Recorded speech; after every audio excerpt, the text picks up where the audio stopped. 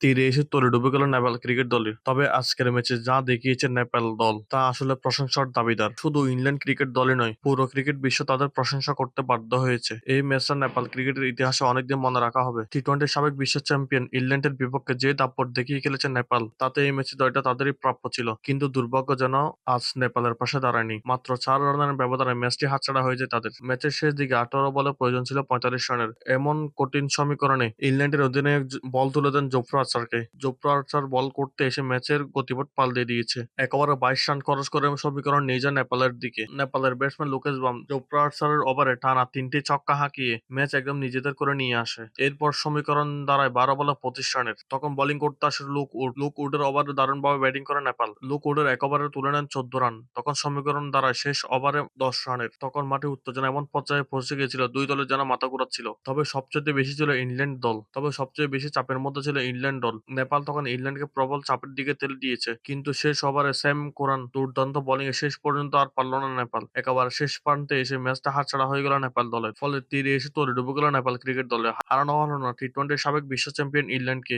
বিশ্বকাপের মঞ্চে নিজেদের প্রথম জয় পাওয়া হলো না। এর আগে ইংল্যান্ড নির্ধারিত ২০ ওভারে তুলে ১৮৫ রান। অনেকে ভেবেছিল নেপাল হয়তো এই লক্ষ্য তাড়া করতে পারবে না। কিন্তু শেষ পর্যন্ত নেপাল যে লড়াই দেখিয়েছে তা নিঃসন্দেহে প্রশংসার দাবিদার। নেপাল দল আজকে হারলেও ক্রিকেট প্রেমীদের হৃদয়ে এই ম্যাচ জয়ী নেপাল দলই। এই পারফরম্যান্সই প্রমাণ করে দেয় নেপাল আর ছোট দল নয়, ভবিষ্যতে তারা বড় চমক দেখাবে।